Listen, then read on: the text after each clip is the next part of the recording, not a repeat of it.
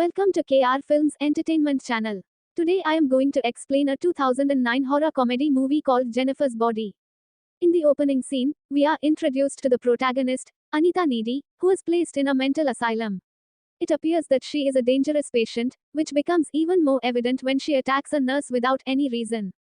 Anita is tossed into a dark cell as punishment, and during her time there, she recounts all the events of her past life. The story then shifts to a flashback, taking us to Devil's Kettle, a small town named after a mysterious waterfall. For some reason, the water flows into a deep hole and never comes out.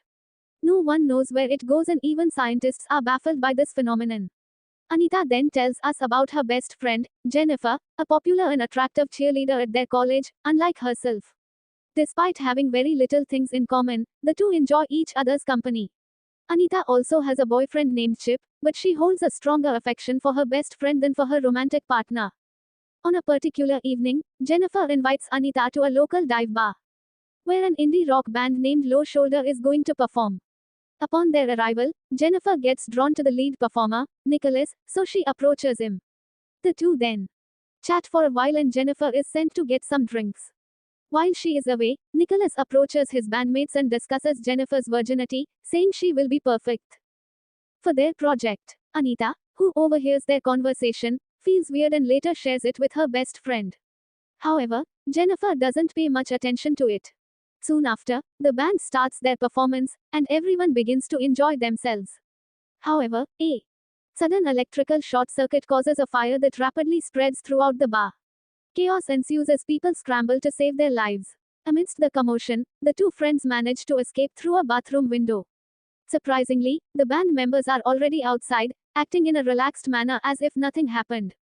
They talk for a while and out of the blue, Nicholas asks Jennifer to join them. The whole thing creeps Anita out, but Jennifer agrees without any hesitation. She even ignores her best friend and gets into the guy's van. After they drive away, Anita returns home and immediately contacts her boyfriend, sharing all the details of the incident with him. In the middle of their conversation, Anita is startled by the sound of the doorbell, intensifying her fear. She slowly proceeds downstairs and opens the door, but discovers nobody outside. With a sense of unease, she returns to her room, but then hears noises coming from the kitchen. Anita goes to investigate the source, only to find Jennifer, completely covered in blood. To make matters more creepy, she lets out an evil smirk. Jennifer then opens the fridge and starts to devour raw chicken. Just then, she screams at the top of her lungs and vomits a trail of dark fluid. It appears as if she has been possessed by some sort of devilry. The whole scenario is too much for Anita to handle, so she attempts to call for help, but Jennifer quickly pins her against the wall. She then prepares to bite Anita's neck, but something takes over her and she suddenly runs away from there. The following morning at school, Anita appears disturbed, unable to shake off the events of the previous night. She also worries about her best friend, but much to her surprise, Jennifer appears in a completely fine state and dismisses Anita's concerns. Shortly after, their professor offers condolences for those who lost their lives in the bar incident from the previous night. Everyone is saddened by the news, but Jennifer remains indifferent and even mocks the situation. Confused, Anita wonders what is wrong with her best friend. She knows that her behavior has something to do with the Low Shoulder band. Later, Anita seeks out Chip and tells him everything about Jennifer, including her evil appearance from the other day. On the other hand, Jennifer approaches the college football team captain, Jonas, who is grieving the loss of his best friend. Apparently, he also died in the fire incident. With words of comfort, Jennifer leads him to the forest located behind their college. Once there, she begins to seduce him, while several birds and animals mysteriously start surrounding them. Just as Jonas is about to inquire further, Jennifer transforms into her evil form and brutally disembowels him to death. His chilling screams are heard by a college professor, who rushes to the scene and finds his mutilated corpse. Later in the evening, Anita and Jennifer engage in a phone conversation. Anita remains haunted by the incident, but Jennifer urges her to move on, emphasizing that life is too short for these things. In the midst of their conversation, Jennifer deliberately burns her own tongue with a lighter, yet she remains unharmed. Just then, Anita is called by her boyfriend, who shockingly informs her about Jonas's murder, making her even worried. Meanwhile, Low Shoulder gains a lot of popularity due to the false rumors that they saved a lot of people during the fire. Hundreds and thousands of people start requesting them for a concert. And a charity appearance at the local school is finally confirmed. Following this, the movie cuts to 1 month later. The locals, including Anita, are finally able to smile again and move on from the tragic incident. However, Jennifer appears lethargic, weary, and unwell. One day, after class, she and Anita are walking down the hallway when a classmate named Colin asks her out on a date. Surprisingly, Jennifer accepts the invitation and texts him her address, inviting him to her place. Later that night, Colin eagerly drives to the location provided by Jennifer, while Anita and Chip spend intimate time together. Upon arriving at the destination, Colin realizes that the area is deserted and the house is still under construction. Despite this, he enters the house and encounters Jennifer, who momentarily startles him from behind. Without wasting any time, she begins to seduce and kiss him. For the first few minutes, everything goes as normal, and the poor boy has a wonderful time. But then, he notices a disturbing change in Jennifer's eye. Colin tries to run away from there, but the evil girl once again transforms into her monstrous form and mercilessly kills him. She even drinks his blood in a sadistic manner.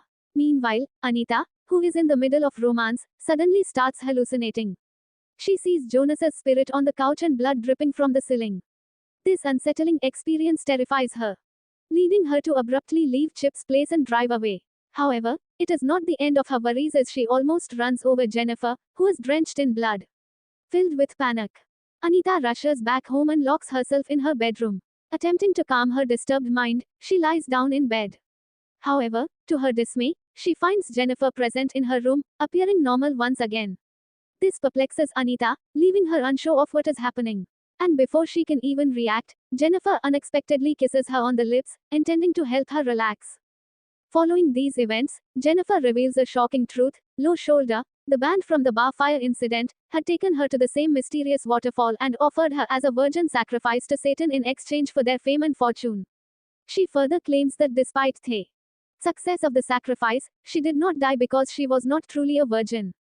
However, Jennifer explains that she never became normal because she was permanently possessed by Satan. After the incident, she remembers waking up unharmed, even after being stabbed by the band members several times. Jennifer then reveals that as she made her way back home, she felt extremely hungry. So, she devoured her first victim, a foreign exchange student who was believed to have died in the fire. After explaining all this, Jennifer mentions something even more shocking. On that fateful night, she planned to eat Anita as well, but at the last second, she had a change of mind as she still had feelings for her best friend. Jennifer goes on to explain that after feeding, she exerts extra strength and can endure virtually any injury without experiencing pain. To demonstrate this, she deliberately cuts her hand and makes a large wound. But it heals itself in just a matter of seconds. Overwhelmed by the horrifying revelations, Anita asks Jennifer to leave. The latter complies and jumps off the second-floor window, which is around 13 feet above the ground. In the next scene, Anita begins to conduct paranormal research so that she can learn more about the unsettling events as of late. For this, she goes into the cult section of her college library and starts reading books about occult and virgin sacrifices to Satans. After a lot of research, she finally learns that her best friend is actually a succubus, a supernatural being that feeds on flesh. These beings can only be killed when they are hungry and weak.